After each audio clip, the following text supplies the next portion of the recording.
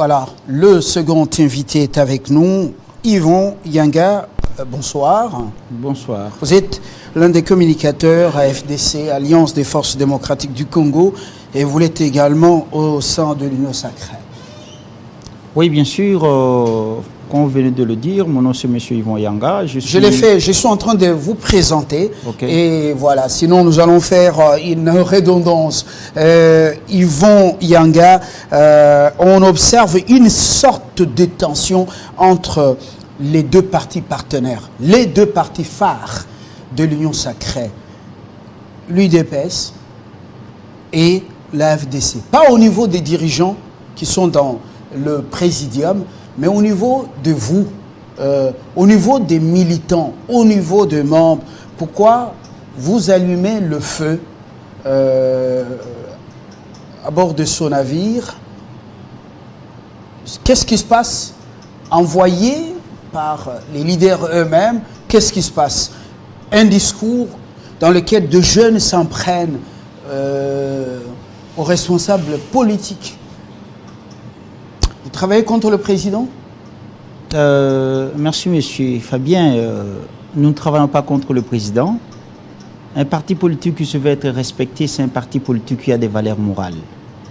Nous, la FDC, on date du 26 juillet 2021, lors d'une réunion du bureau politique de présidents de partis politiques membres du regroupement politique AFDCA, élargi aux députés nationaux et sénateurs et cadres, nous avions désigné le président de la République actuelle à l'unanimité comme notre candidat aux élections présidentielles prochaines. On n'a pas le temps pour les distractions. Ce qui nous inquiète, c'est qu'il y a un groupuscule de gens qui se prétendent membres de l'UDPS et qui se permettent à la longueur de la journée, devant le palais du peuple, aller dire n'importe quoi sous le professeur Bahati Lukobo, alors que il est responsable d'une institution en place et en plein mandat. Il est responsable d'une grande formation politique. Cette manière de voir les choses ne nous arrange pas. L'UDPS, c'est un parti politique qui est respecté au niveau national, continental et international.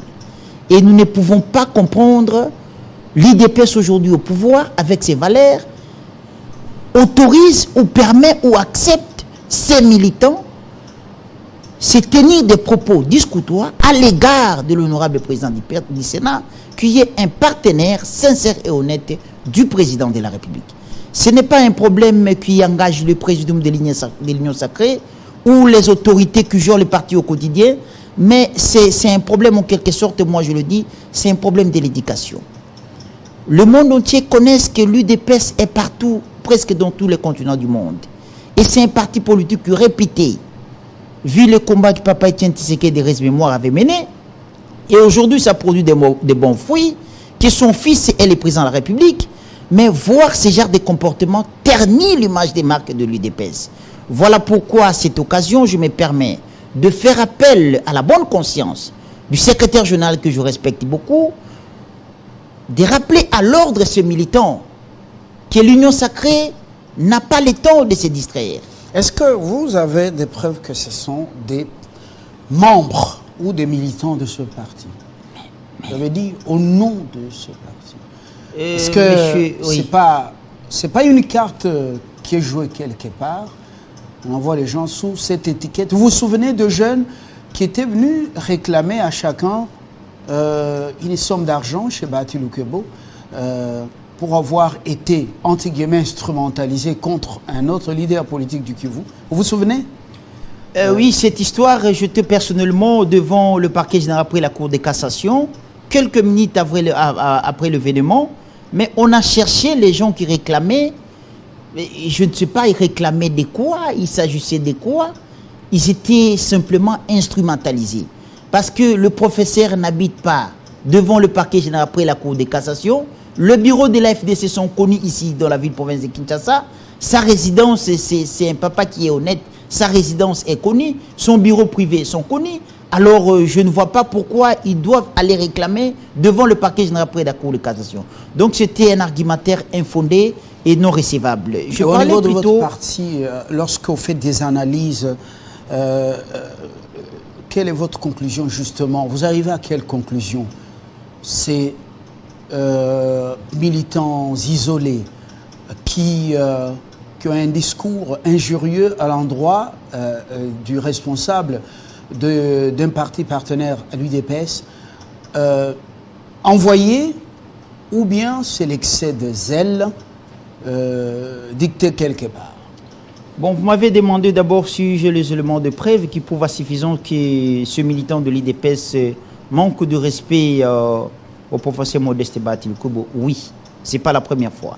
Je pense bien que c'est la troisième fois que ces individus se permettent d'aller devant le palais du peuple pour dire n'importe quoi. Et cette manière de faire les choses, cette manière de voir les choses, ternit l'image de marque d'un parti au pouvoir qui est un parti respecté. Non seulement ça, ils font les contre-campagnes contre le président de la République. En cette période, M. Fabien, moi je ne pense pas que le militant d'un parti politique comme l'IDPS peuvent se permettre d'attaquer le professeur Modeste Batil-Kobo. Parce que jusque-là, je dois vous dire la vérité, qu'il y a nos militants qui nous font pression, qu'ils vont réagir. Nous nous sommes dit non. C'est vraiment inutile, c'est inopportun. Nous avons quand même quelqu'un qui gère les partis au quotidien, que je connais très bien, que je respecte beaucoup, le secrétaire général de l'UDPS, Augustin Kabouya. Je ne pense pas qu'il peut permettre ce bêtise dans un parti politique qui est au pouvoir, un parti politique qui est respecté. Est-ce qu'il y a un dialogue au niveau de l'Union sacrée entre les responsables? Je dirais, est-ce qu'au présidium, les gens sont réellement sincères, ils ont un dialogue franc? Est-ce qu'ils parlent de tout ça? Parce qu'apparemment, ce sont les militantes guillemets qui vont faire prendre de l'eau à son navire de l'Union sacrée, au risque de le faire noyer avant les élections. Est-ce qu'il y a un dialogue si ce n'est pas un secret? Est-ce qu'ils se parlent? Oui, ils se parlent bien. Je sais qu'au président de l'Union sacrée, le climat est bon, la tension est bon, n'est pas climat est bon, ça le climat est bon. C'est pas l'hypocrisie politique. Ce n'est pas l'hypocrisie, je ne pense pas. Est-ce qu'il y a une franchise dans le dialogue, dans les échanges, quand il s'agit des rapports entre ces deux partis éléphants partenaires? Monsieur Fabien, la politique est un état d'esprit. Pour nous, la FDC, je vous l'ai dit aujourd'hui, le professeur Modeste Batil-Kobo n'est pas hypocrite. Le professeur Modeste Batil-Kobo, c'est un homme honnête et sincère. Il respecte ses engagements.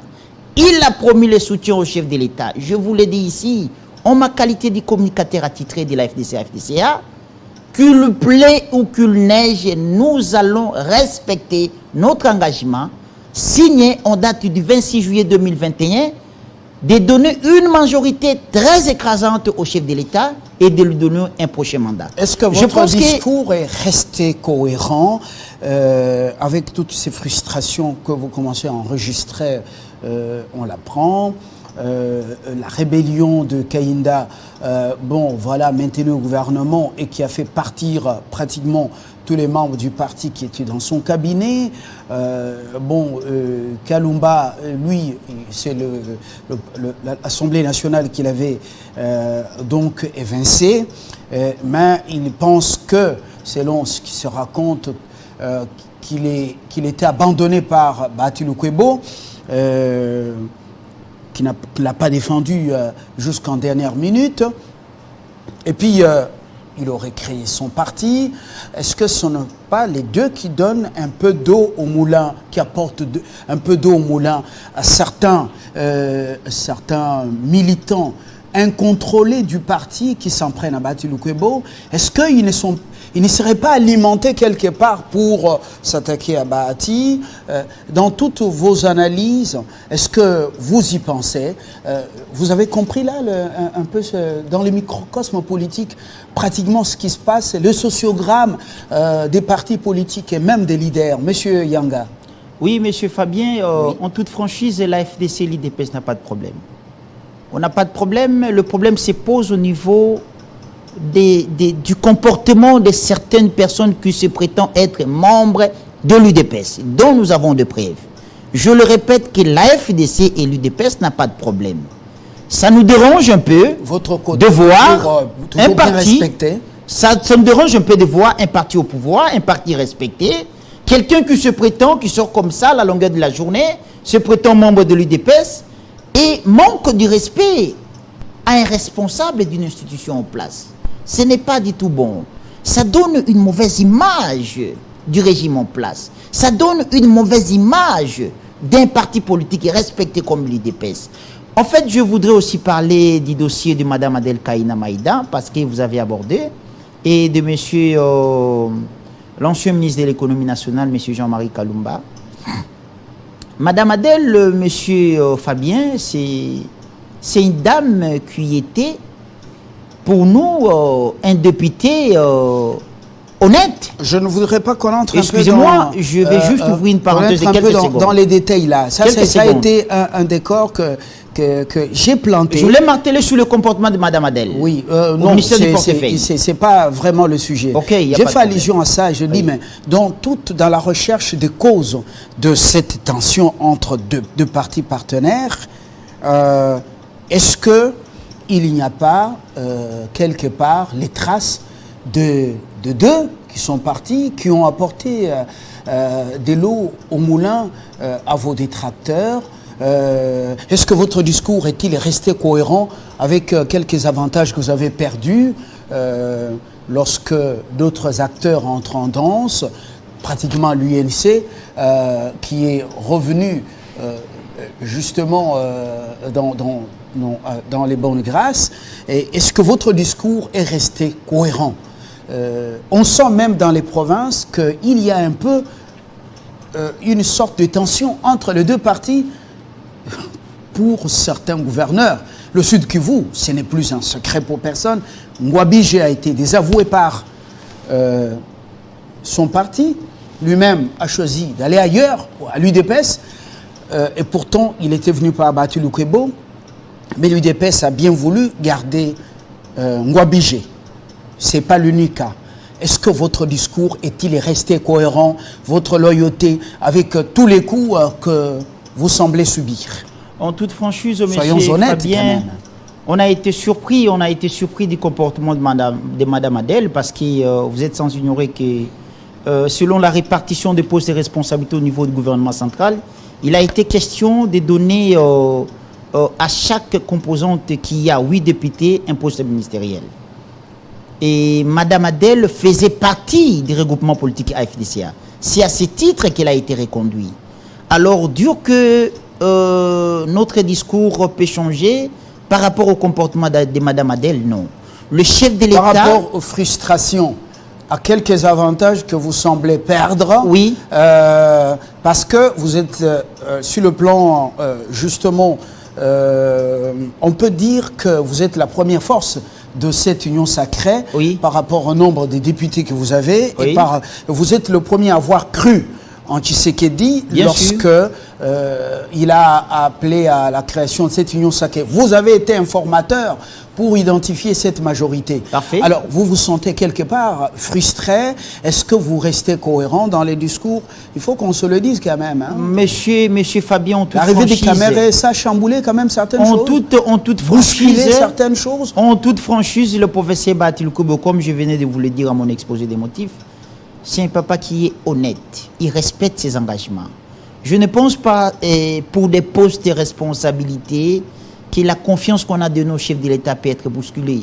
Vous vous souvenez, lors de la sortie du gouvernement Ilou Lunkamba, il a été question de donner à la FDC 5 postes ministériels. Mais on était au garage pendant 2 ans. Cela n'a pas réduit notre fidélité au chef de l'État. On a accepté d'accompagner les chefs de l'État quand nous étions au chômage. Je dis bien quand nous étions au chômage. Et aujourd'hui, les chefs de l'État reconnaissent la force qui représente la FDC dans l'ensemble du territoire national. Comment il peut nous gérer d'une manière discriminatoire? À mon humble avis, je peux vous répondre carrément que la FDC n'a pas changé son avis. Nous allons accompagner le président de la République, quel que soit l'ouragan, qu'il plaît ou qu'il neige. Voilà. Toujours dans la recherche des causes de ce qui se passe entre vos deux formations politiques, hier, on parlait de certaines personnes dans la cour du grand du chef et qui